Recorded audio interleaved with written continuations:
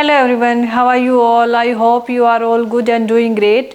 सो हम कर रहे थे 10th क्लास का फर्स्ट चैप्टर एनसीईआरटी से, that is chemical reaction and equation.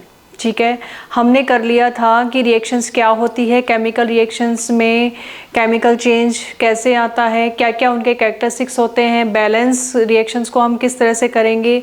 ठीक है, बैलेंस केमिकल इक्वेशन हमने की, कुछ हमने क्वेश्चंस भी लगाए एंड उसके बाद हमने टाइप्स ऑफ रिएक्शन हम कर रहे थे और उसमें हमने combination reaction and decomposition reaction और उनके एग्जांपल्स हमने देख लिए थे और कुछ क्वेश्चंस हमने इन टेक्स्ट के किए थे।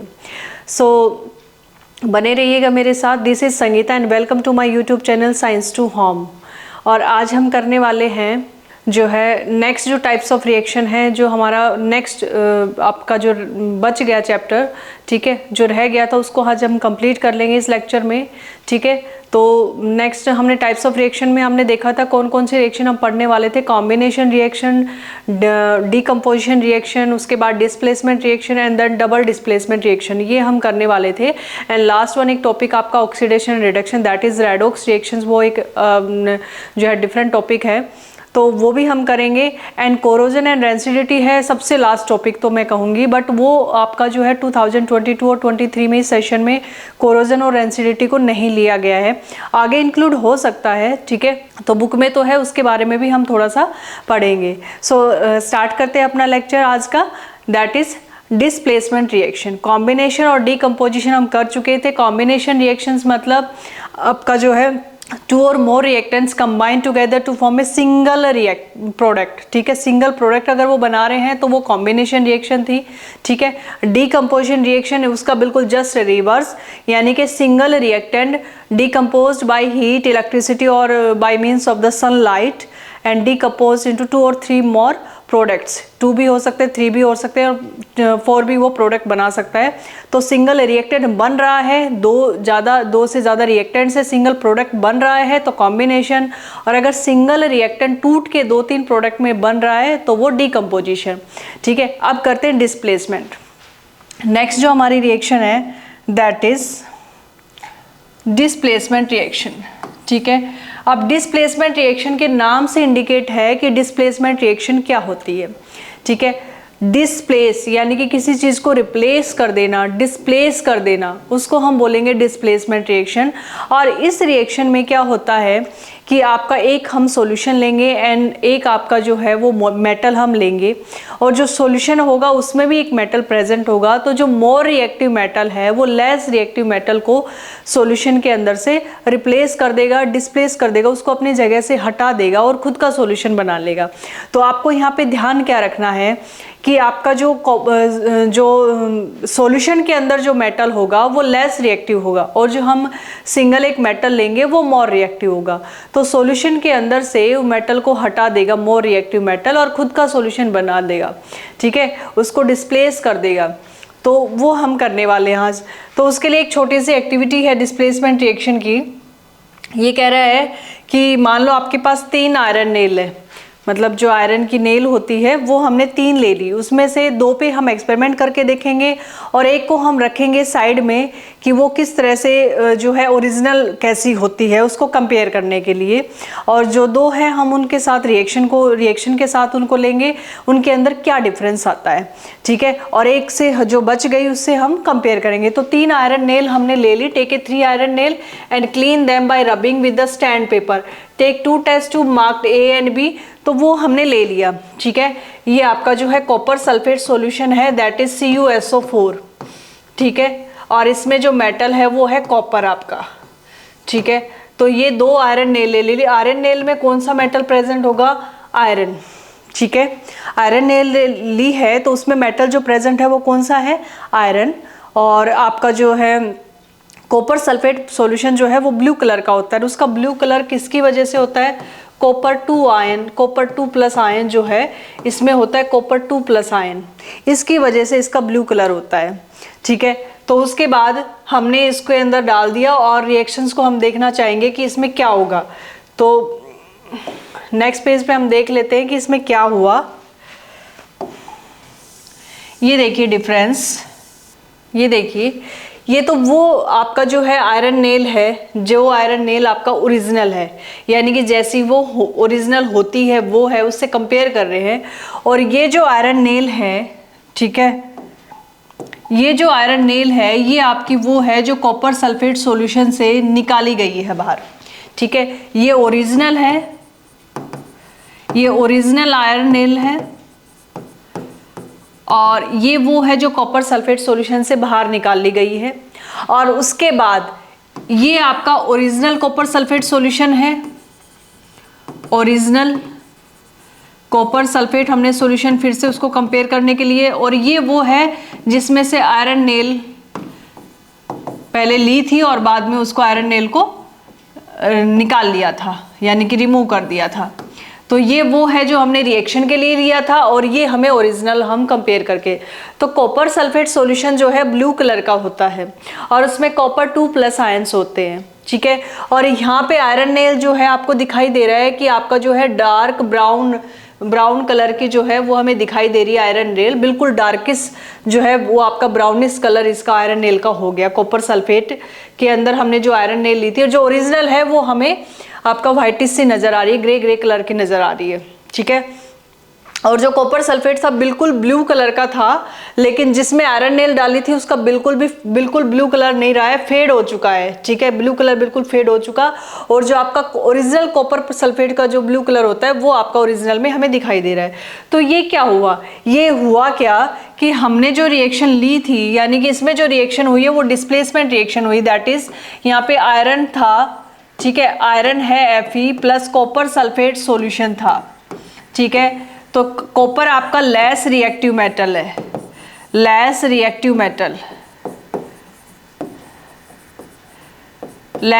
मेटल, और जो आयरन है वो क्या है, मोर रिएक्टिव मेटल है, मोर रिएक्टिव मेटल, ठीक है। तो आयरन आपका ज्यादा रिएक्टिव है कॉपर से, तो वो क्या कर देगा, कॉपर को रिप्लेस कर देगा, कॉपर सल्फेट सॉल्यूशन से कॉपर को ही हटा देगा और फेरस सल्फेट सॉल्यूशन बना लेगा।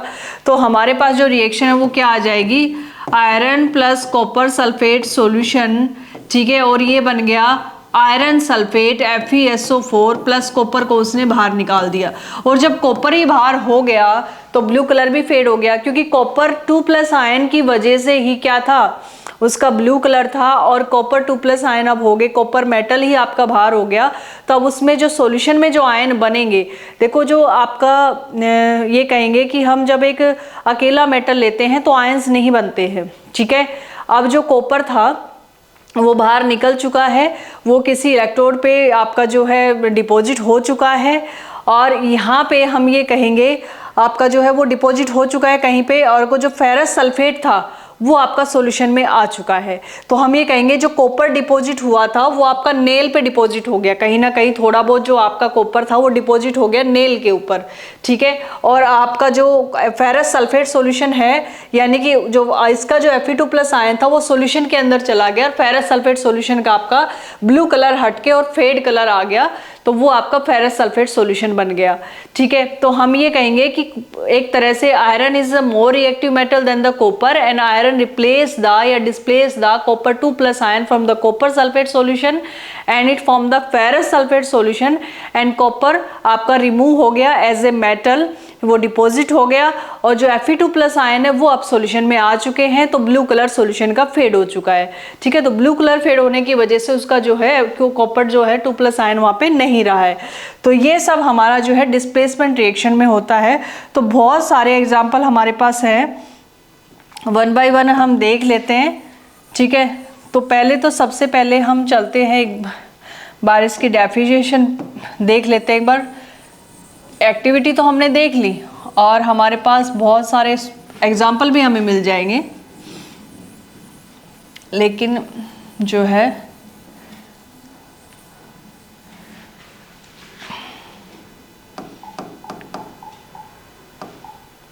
ठीक है। तो एक बार हम देख लेते हैं व्हाट इज डिस्प्लेसमेंट रिएक्शन। दोबारा से एक बार अपने टॉपिक पर चलते हैं, डिस्प्लेसमेंट रिएक्शन। तो क्या इसकी डेफिनेशन हो जाएगी डिस्प्लेसमेंट रिएक्शन की, कि हम कहेंगे when A more reactive metal displace the less reactive metal in A solution. ठीक है, यानी कि हम कहेंगे डिस्प्लेसमेंट ऑफ या रिप्लेसमेंट कह सकते हैं of less reactive metal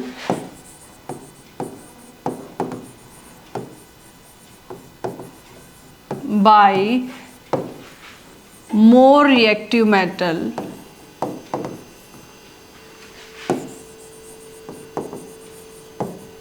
in a chemical reaction is called displacement reaction. Displacement reaction. लेकिन आपको यहाँ पे ध्यान क्या रखना है कि एक तो आपका सॉल्यूशन हमें लेना है जिसमें कोई मेटल प्रेजेंट हो, और सेकंड हमें कोई मेटल लेना है जो ज़्यादा रिएक्टिव हो, मोर रिएक्टिव मेटल लेना है। ठीक है, और जो सॉल्यूशन लेंगे उसके अंदर क्या रहेगा, लेस रिएक्टिव मेटल रहेगा, तभी ये रिएक्शन आपका हो पाएगी। तो आपको ध्यान रखना है कि एक हमें सॉल्यूशन लेना है। ठीक है, whenever we take a solution which contain the less reactive metal and a metal which is more reactive than the solutions metal, यानी कि solution में जो metal है उससे ज़्यादा reactive है, then the displacement reaction occurs and displacement या replacement of a less reactive metal by the more reactive metal in a chemical reaction is called displacement reaction। उसको हम क्या कहेंगे कि वो displacement reaction है। तो हमारे पास एग्जाम्पल क्या क्या हो सकते हैं, एग्जाम्पल देख लेते हम।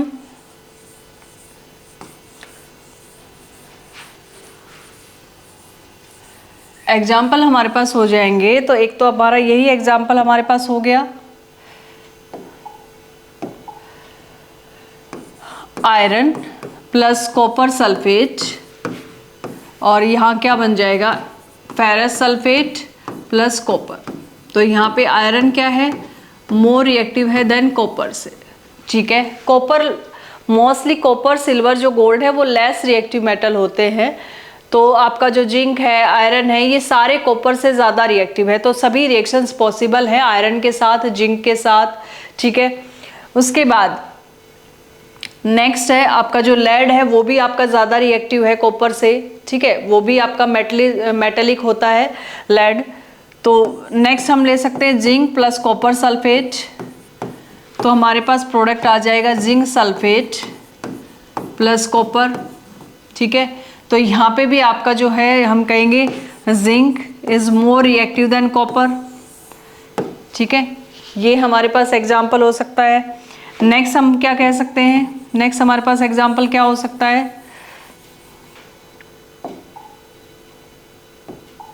नेक्स्ट हो सकता है कि आपका लेड प्लस और दूसरा साल्ट हम ले लेते हैं। जैसे हमने लेड का जो क्लोराइड का साल्ट होता है वो बहुत ही आपका जो है स्टेबल होता है। लेड Pb2+ आयन जो है वो Pb2+ में लेड क्लोराइड बहुत स्टेबल साल्ट माना जाता है। तो हम कॉपर क्लोराइड का साल्ट ले लेते हैं। साल्ट अगर डिफरेंट लेते हैं, जरूर नहीं है सल्फेट ही ले, क्लोराइड ले तो भी आपका ये रिएक्शन हो जाएगी।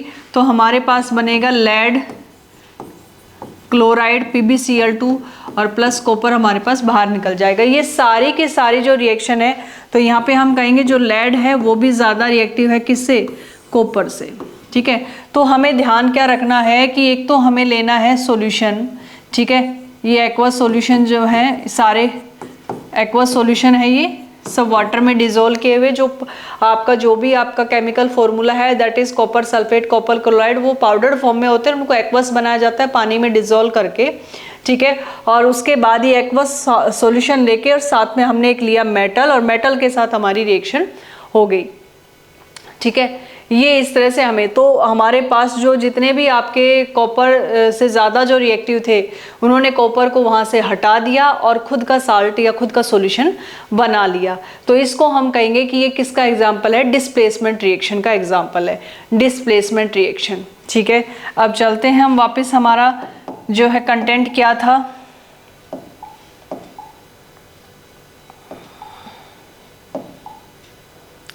ये हम देख रहे थे, तो ये हमने देख लिया कि कॉपर सल्फेट में हमने 2 आयरन नेल ली और उनको कंपेयर करने के लिए हमने देखा कि ओरिजिनल जो आयरन नेल है वो आपका जो है ग्रेस कलर का है और जो इसमें से निकाला वो आपका ब्राउन कलर का है। ठीक है, ब्राउन कलर इसका हो गया आयरन नेल का। तो इन दोनों को हमने कंपेयर किया, इसका मतलब यहाँ से जो कॉपर को, और जो ओरिजिनल है वो आपका ब्लू कलर का है कॉपर सल्फेट। ठीक है, और जो आपका ये है यहाँ पे कलर क्या हो गया, फेड। ठीक है, तो हम कहेंगे कि why does the iron nail becomes brownish in colour and the blue colour of the copper sulphate solution fade. तो following chemical reaction takes place in this activity, iron plus copper sulphate, iron sulphate बन गया and copper बाहर निकल गया। In this reaction iron has displaced और remove another element copper from the copper sulfate solution and this reaction is known as the displacement reaction. Other example of displacement reaction आ रही है, देखो कितने सारे example है। जिंक प्लस कॉपर सल्फेट, ये हमने ले लिया, जिंक सल्फेट बन गया, कॉपर सॉलिड बाहर निकल गया। Lead plus copper chloride, PbCl2 aqueous बन गया, कॉपर आपका बाहर निकल गया। Zinc and lead are more reactive element than the copper and they displace the copper from its compounds. ये सब क्या है, डिस्प्लेसमेंट रिएक्शन के एग्जाम्पल है। तो डिस्प्लेसमेंट रिएक्शन हमने कर ली। आपको ध्यान रखना है कि एक आपको मेटल लेना है एंड एक आपका सॉल्यूशन लेना है। ठीक है, और आपका जो मोर रिएक्टिव मेटल होगा वो सॉल्यूशन से लेस रिएक्टिव मेटल को हटा देगा, जो सॉल्यूशन में मेटल होगा वो लेस रिएक्टिव होगा। अच्छा, जरूरी नहीं है मेटल, एलिमेंट हम यहाँ कह सकते हैं, क्योंकि ये रिएक्शन कई बार ऐसा भी होता है कि जो है हम नॉन मेटल जो है कई बार ऐसा एग्जाम्पल आ जाता है कि हमने मेटल लिया है और जो सॉल्यूशन है उसमें नॉन मेटल प्रेजेंट है। ठीक है, तो जैसे आपका ये इस तरह से HCl हुआ। ठीक है, और इसमें हाइड्रोजन H+ आयन जो है वो आपका H+ और Cl- हम कहेंगे, तो उसमें जो H- है वो हाइड्राइड नॉन मेटल का काम करता है। तो H+ तो चलो H+ H- जो है वो मेटल नॉन मेटल के साथ कंबाइन होने के ऊपर उसका जो हाइड्राइड फॉर्म है वो आपका मेटल के साथ कंबाइन होती है तब बनती है, और H+ तब बनता है जब वो नॉन मेटल के साथ कंबाइन होते हैं। तो ज़रूरी नहीं है कि आपका मेटल कॉपर और जिंक इस तरह के वाले हो। कई बार जो सिंपल हमारे HCl हुआ, कुछ H2SO4 हुआ, उनके साथ भी रिएक्शन हो जाती है। ठीक है, उसमें हमने मान लो मेटल हमने नॉर्मल ले लिया, जैसे सोडियम ले लिया, तो हम एक एलिमेंट कह सकते हैं कि एक मोर रिएक्टिव एलिमेंट एक लेस रिएक्टिव एलिमेंट को रिप्लेस करेगा, और एक जो सॉल्यूशन होगा वो आपका एक्वस या फिर लिक्विड में सॉल्यूशन में प्रेजेंट होंगे एलिमेंट, और एक एलिमेंट जो ज़्यादा रिएक्टिव होगा वो आपका एज इट इज़ आपकी जो उसकी स्टेबल फॉर्म है या उसका जो ये कहेंगे आपकी प्योर फॉर्म के अंदर वो प्रेजेंट होगा। नेटिव फॉर्म में हम कहेंगे कि सॉल्यूशन में नहीं, नेटिव फॉर्म में प्रेजेंट होगा एक एलिमेंट, और एक एलिमेंट सॉल्यूशन के फॉर्म में प्रेजेंट होगा, तभी ये डिस्प्लेसमेंट रिएक्शन हो पाएगी। तो ज़रूर नहीं है कि आप जिंक कॉपर ले रहे हो, ये कहीं भी रिएक्शन हो सकती है। ठीक है, नेक्स्ट हम चलते हैं जो है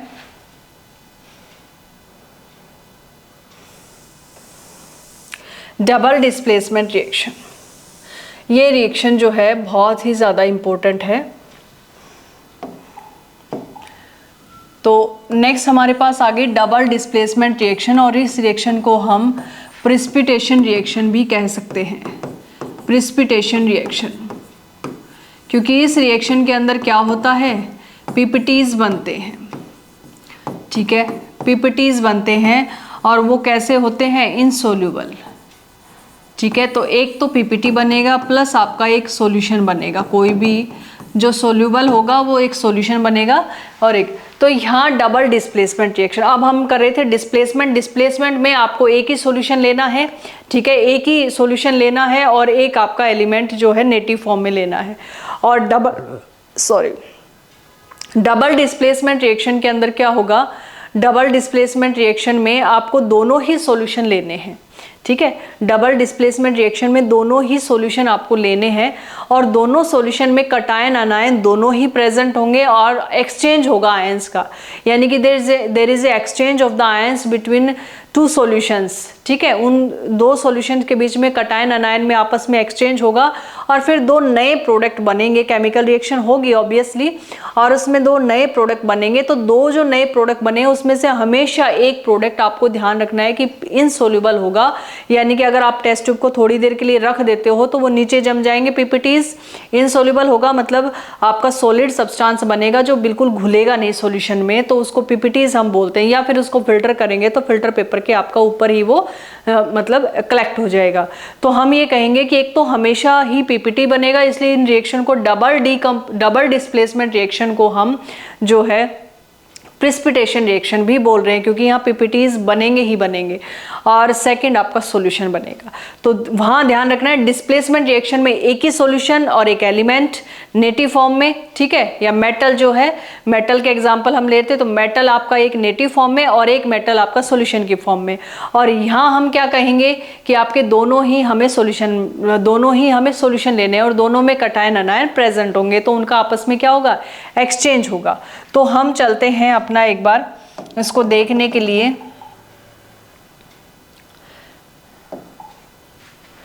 ये हमारे पास डिस्प्लेसमेंट रिएक्शन के एग्जांपल हो गए। एंड उसके बाद हम देखते हैं आपका double displacement reaction. Double displacement reaction, double displacement reaction के अंदर नाम से इंडिकेट है कि 2 बार डिस्प्लेसमेंट होगा, ठीक है, 2 बार डिस्प्लेसमेंट होगा। तो यहाँ पे मैं एक सिंपल एग्जांपल आपको लेके, सबसे पहले तो हम इसकी डेफिनेशन देख लेते हैं। तो हम कहेंगे व्हेन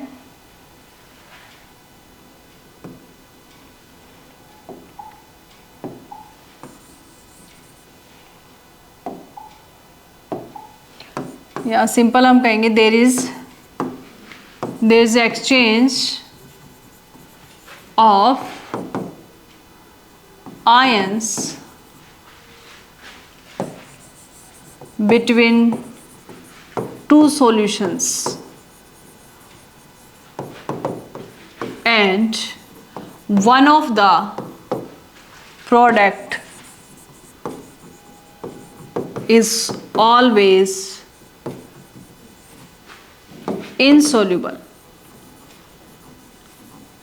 यानी कि PPTs बनेंगे and other product is solution,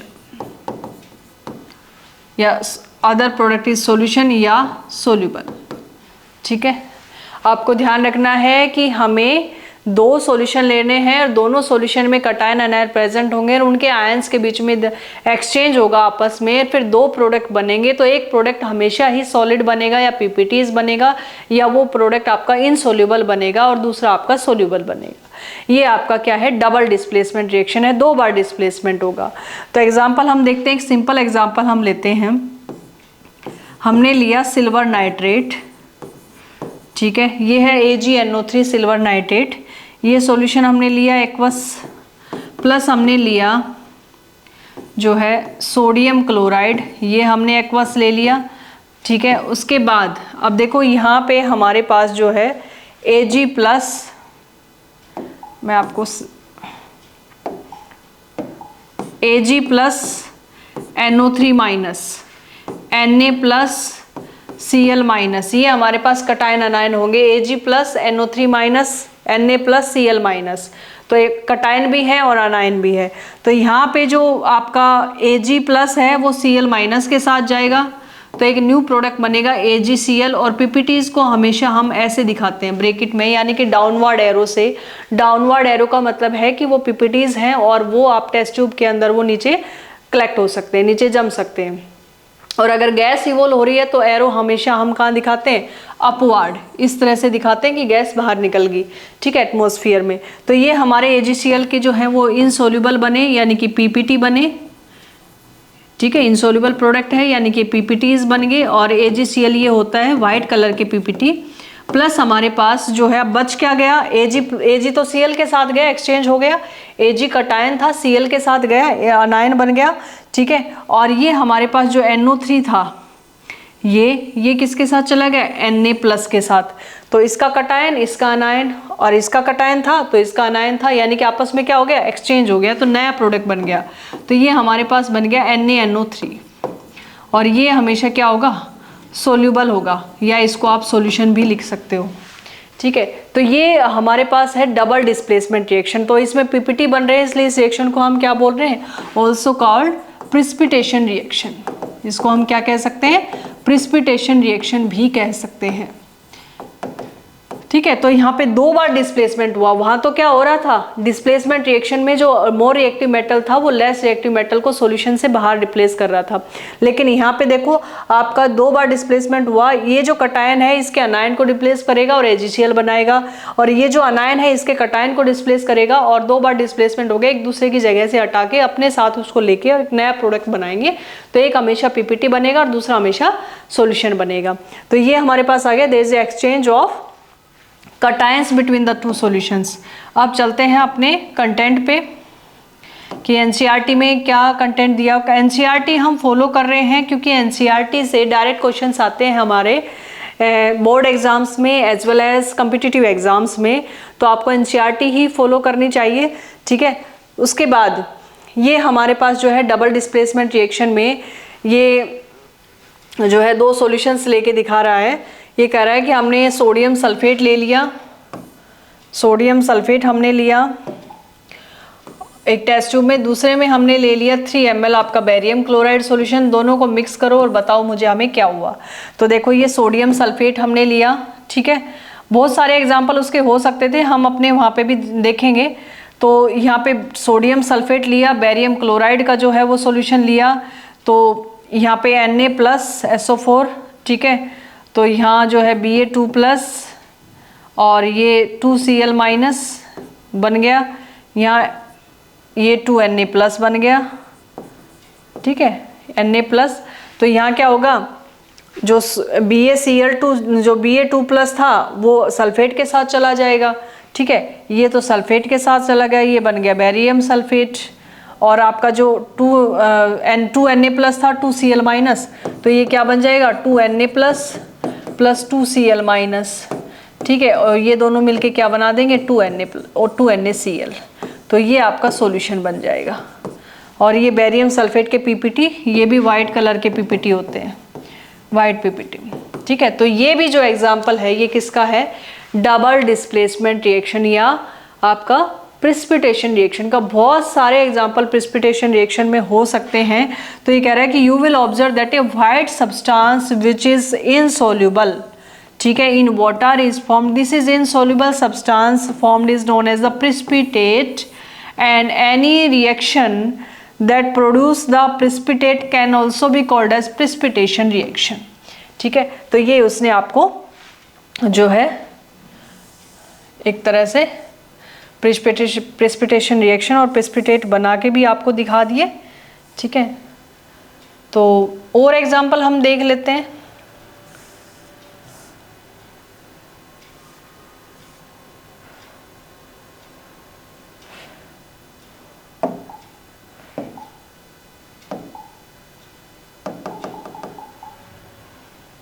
ये हमने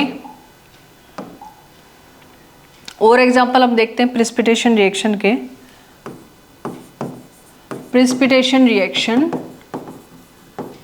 और हम कहेंगे double displacement reaction, double displacement reaction.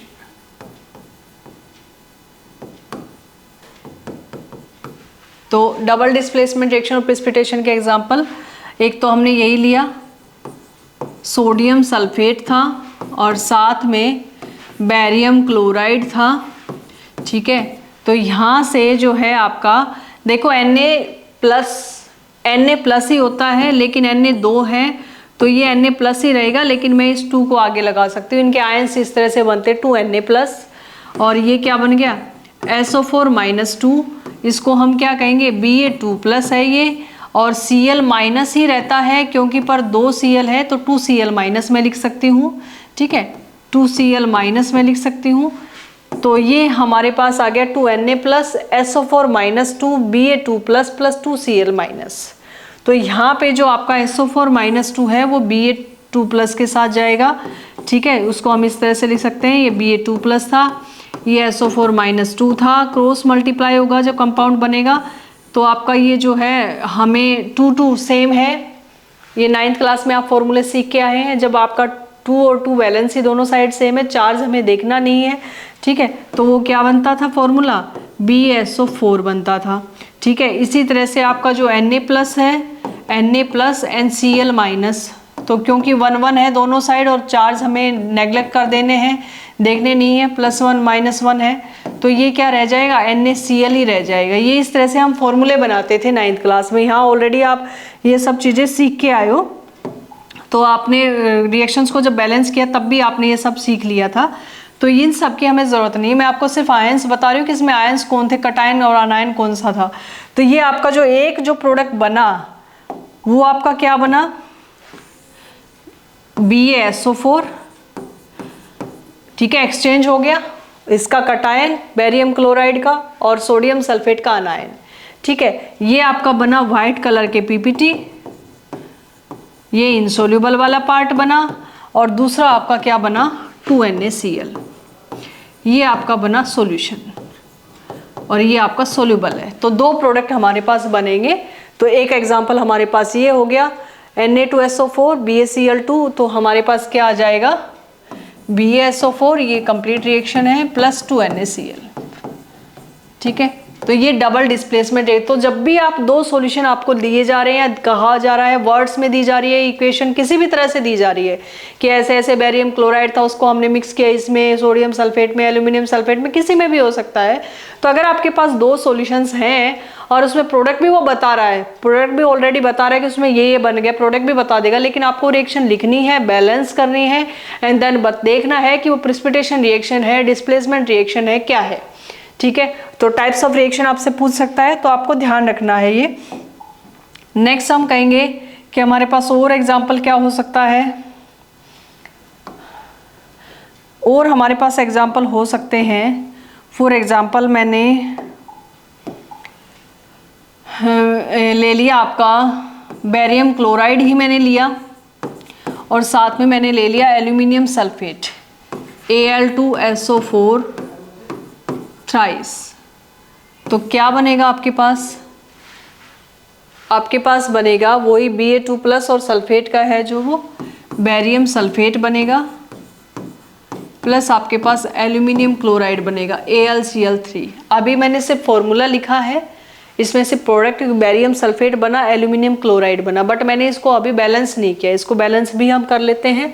तो बैलेंस करने के लिए देखिए, सबसे पहले मुझे देखना है कि इधर बेरिलियम और उधर बेरिलियम सेम है। मुझे देखना है कि यहाँ पे जो है एल्यूमिनियम 2 है, लेकिन यहाँ एल्यूमिनियम 1 है, तो मैं यहाँ 2 लगा देती हूँ, ठीक है। उसके बाद मुझे क्या दिखाई दे रहा है, यहाँ क्लोरीन 2 है और यहाँ क्लोरीन 6 हो गए, ये जो 2 था, और पीछे क्या लिखा हुआ है 3, 2 और 3 आपस में मल्टीप्लाई होंगे तो क्लोरीन बन गए 6। तो मुझे इधर भी क्लोरीन को 6 भरना पड़ेगा। 6 कैसे होगा, जब ये 2 किससे मल्टीप्लाई होगा, 3 से। तो मुझे पूरे फॉर्मूले के फ्रंट में कोफिशिएंट लगाना पड़ेगा। तो अब 3 2 जा कितने हो गए, क्लोरीन 6 हो गए। लेकिन जैसे ही क्लोरीन 6 हुए, बेरिलियम कितने हो गए, 3, क्योंकि ये जो पूरे फॉर्मूले के सामने फ्रंट में कोफिशिएंट जो लगता है 1 2 3 न्यूमेरिक वैल्यू लगती है, ये पूरे फॉर्मूले के साथ लगती है। और अगर आपका जो बॉटम पे कोई न्यूमेरिक लगा हुआ है वो उससे मल्टीप्लाई हो जाता है, जिस एलिमेंट के साथ लगा है उसी के साथ। तो यहाँ पे क्लोरीन हो गए 6, बेरिलियम 3, तो यहाँ पे 3 बेरिलियम, तो मुझे फिर बेरिलियम यहाँ पे भी 3 करना पड़ेगा। अब एक बार इसको क्रॉस चेक करते हैं। यहाँ पे देखिए बेरिलियम कितना है, 3 है, यहाँ क्लोरीन कितना है, 6 है, उधर बेरिलियम कितना है, 3 है, क्लोरीन कितना है, 6 है, ठीक है। यहाँ पे एल्यूमिनियम कितना है, 2 है, तो यहाँ पे भी एल्यूमिनियम कितना है, 2 है। यहाँ सल्फेट देखो 3 है, क्योंकि आगे फॉर्मूले के सामने 3 लगा हुआ है, और यहाँ पे भी सल्फेट 3 है, क्योंकि ब्रैकेट के बाहर 3 लगा हुआ है। ये एल्यूमिनियम सल्फेट कैसे बना होगा, आप 9th क्लास में पढ़ के आए हो। एल्यूमिनियम आपका एक मेटल है, वो 3 इलेक्ट्रॉन्स आपका यूज कर सकता है अपने आप को स्टेबल करने के लिए। और स्टेबल कैसे होगा, जब अपने एक 3 इलेक्ट्रॉन यूज करेगा। एल्यूमिनियम का जो एटॉमिक नंबर है वो 13 होता है, और जैसे ये 3 इलेक्ट्रॉन अपने अंदर से बाहर निकालेगा 3 इलेक्ट्रॉन बाहर चले गए, या तो आप माइनस यहाँ 3 एरो पे दिखा सकते हो या आप वहाँ पे भी दिखा सकते हो। तो ये एल्यूमिनियम 3+ बन गया, यानी कि जो इलेक्ट्रॉन अपने हटा देता है वो प्लस साइन ले लेगा, वो वीक हो जाता है प्लस, ठीक है। तो यहाँ Al3+ बन गया और 3 इलेक्ट्रॉन इससे बाहर निकल देते। या तो आप यहाँ प्रोडक्ट की साइड +3 इलेक्ट्रॉन करके दिखाओ, या आप एरो पे -3 इलेक्ट्रॉन, दोनों ही सेम बात है। तो अब इसमें 3 इलेक्ट्रॉन जब चले गए, 13 इलेक्ट्रॉन थे, जब 3 चले गए तो अब इसके कितने इलेक्ट्रॉन रह गए, 10 रह गए। और 10 पे क्या आता है, नियोन, और नियोन का एटॉमिक नंबर 10 है, और वो क्या है, एक स्टेबल नोबल गैस है। तो कोई भी मेटल या नॉन मेटल है वो अपने आप नियर बाई जो नोबल गैस होती है उसमें जाने की कोशिश करता है, अपने आप को स्टेबल करने की कोशिश करता है। और आपको पता है कौन कौन सी नोबल गैसेज है, helium, neon, argon, krypton and, यही आपको पढ़नी है, helium, neon, argon, krypton and जीनन।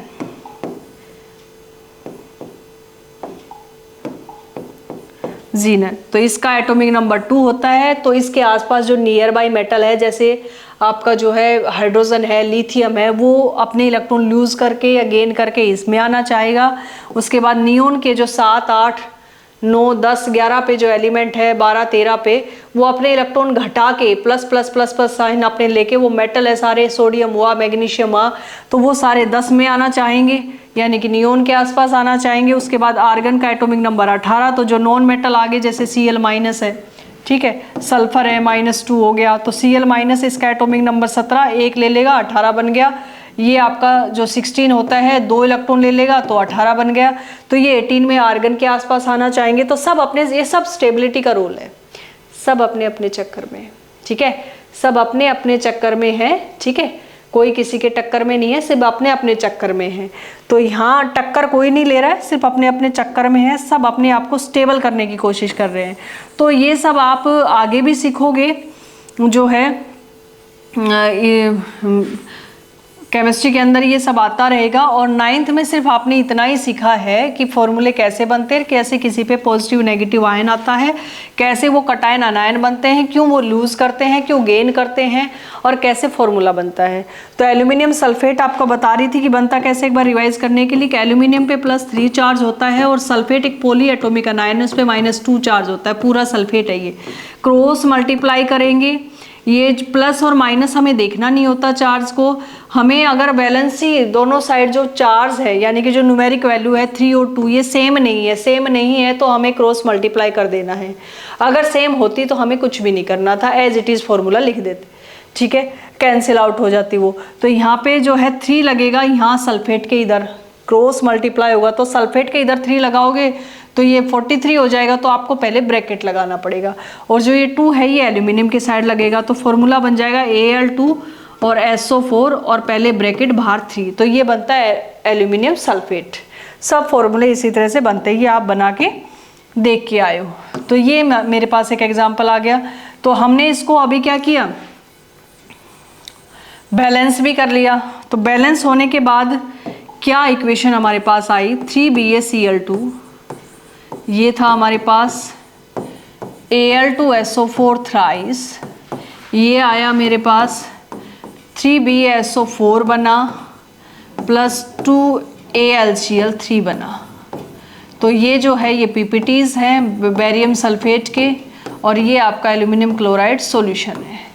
तो ये भी किसका एग्जाम्पल है, क्योंकि हम 2 सॉल्यूशन हम ले रहे हैं, ये दोनों एक्वस में हैं, ठीक है, 2 solution and there is exchange of the cations and anions between the 2 solutions, and there is a one product that is as a PPT and another product is soluble product is formed.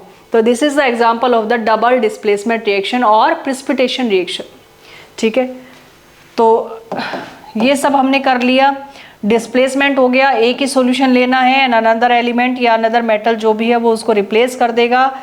Double displacement में आपको 2 solution लेने हैं और दोनों solution में exchange होगा ions का आपस में, और क्या होगा, एक जो प्रोडक्ट हमेशा है वो पीपीटीज बनेंगे, प्रेसिपिटेट जो है बनेंगे, और दूसरा जो आपका सोल्यूबल प्रोडक्ट बनेगा।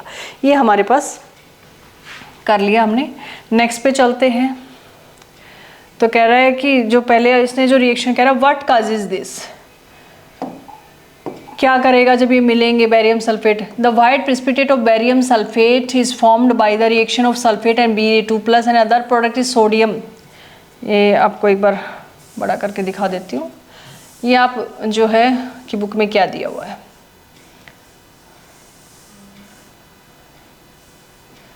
तो बेरियम सल्फेट और सोडियम सल्फेट की जो रिएक्शन है उसको ये ले रहा था। And other product is sodium chloride which remains in the solution and such reaction in which there is an exchange of the ions between the reactants are called the double displacement reaction. उसके बाद कह रहा है कि ये कह रहा है where you have mix the solution of lead second nitrate and the potassium iodide, what was the color of the PPT formed? Can you name the compound precipitated and write the balanced chemical equation? Yes. And is this a double displacement reaction? ठीक है, तो अब एक बार ये reaction हम देख लेते हैं। कह रहा है कि lead second nitrate and potassium iodide, तो हम पहले यही करके आते हैं और उसको चेक करते हैं।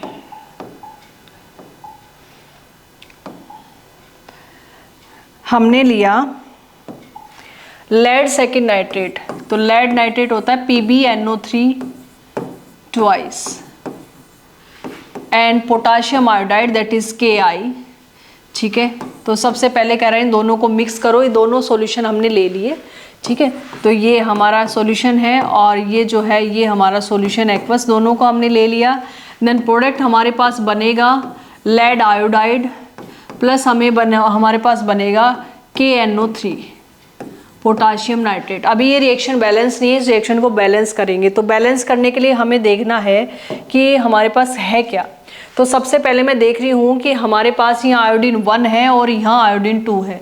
तो सबसे पहले मैं यहाँ 2 लगा देती हूँ।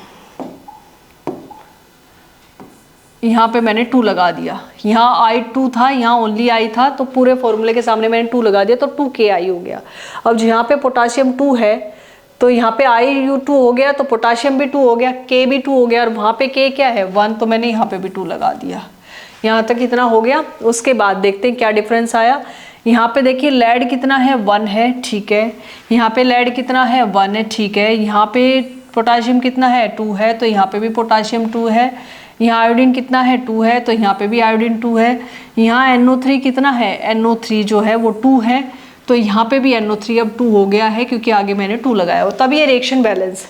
तो हमारे पास जो है रिएक्शन आ गई PbNO3 ट्वाइस, जो उसने पूछा था उसको हमने मिक्स किया और उसको बैलेंस किया 2Ki, और मेरे पास आया लेड आयोडाइड। तो लेड आयोडाइड जो है उसके येलो PPT होते हैं। उसे कह रहा था कि क्या उसका नाम बता सकते हो, तो ये है और उसका कलर।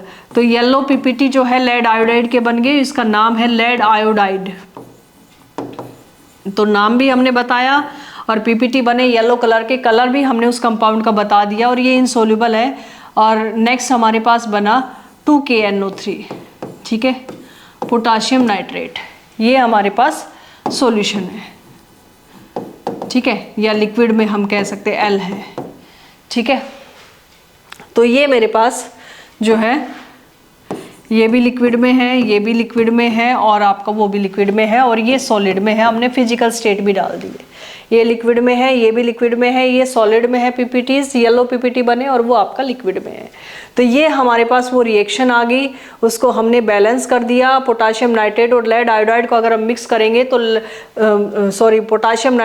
लेड नाइट्रेट और पोटाशियम आयोडाइड, लेड नाइट्रेट और पोटाशियम आयोडाइड को अगर हम मिक्स करेंगे दोनों सॉल्यूशन को, there exchange of the ions, दोनों सॉल्यूशन के आयंस को एक्सचेंज हो गए, ठीक है, और लेड आयोडाइड के येलो PPT बन गए, ठीक है, और हमारे पास पोटाशियम नाइट्रेट सॉल्यूशन आ गया। तो yes, this is the example of double displacement reaction और प्रेसिपिटेशन रिएक्शन। ये किसका एग्जांपल है, डबल डिस्प्लेसमेंट रिएक्शन का ही एग्जांपल है। तो उसके सभी के चीज़ों का हमने आंसर, आप इसको ध्यान से देख लीजिए एक बार, ठीक है। ये हमारे पास आंसर आ गया।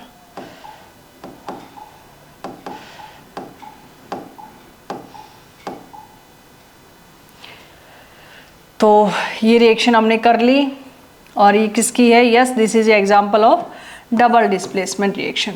तो इसका हमने कर लिया। ये मेरे पास जो है लेड नाइट्रेट, मैं यहाँ पे भी लिख देती हूँ, लेड नाइट्रेट प्लस 2Ki, और ये मेरे पास बना PbI2K येलो पीपीटी और +2 KNO3 सॉल्यूशन। और ये किसका एग्जाम्पल है आपका? डबल डिस्प्लेसमेंट रिएक्शन का। और इस कंपाउंड का नाम है लेड आयोडाइड, लेड आयोडाइड, ठीक है। उसके बाद हमारे पास ये सभी रिएक्शंस हमने कर ली। कॉम्बिनेशन रिएक्शन, कॉम्बिनेशन रिएक्शन में क्या था? When there is a two reactants combine together and form a single product, ठीक है, उसको कॉम्बिनेशन बोल रहे थे। उसके बाद डीकम्पोजिशन रिएक्शन में क्या था? When a single reactant decomposed by means of heat, sunlight और electricity and decomposed into 2 or 3 products, उसको हम क्या बोलेंगे? decomposition reaction। उसके बाद displacement reaction, when we taken the one solution and another a element also in native form, ठीक है। तो एक आपने solution लिया और दूसरा कोई element आपका जो है metal या जो भी आपका element है वो आपने जो है नेटिव फॉर्म में लिया, और मोर reactive metal less reactive metal को, या मोर reactive element less reactive element को रिप्लेस कर देगा, तो उसको हम डिस्प्लेसमेंट रिएक्शन बोलेंगे। And last one double displacement reaction और प्रेसिपिटेशन रिएक्शन। उसमें क्या था कि दो सॉल्यूशन हमने लिए, दोनों सॉल्यूशन का आपस में कटायन अनायन एक्सचेंज हो जाएंगे और एक दो नए प्रोडक्ट बनेंगे, जिसमें से एक प्रोडक्ट हमेशा ही पीपीटी बनेंगे, हमेशा इनसॉल्युबल होगा, और दूसरा आपका सॉल्यूशन बनेगा। तो उसको हम बोलेंगे डबल डिस्प्लेसमेंट रिएक्शन या प्रेसिपिटेशन रिएक्शन। यहाँ तक हमने कर लिया, ये हमारा सब हो गया।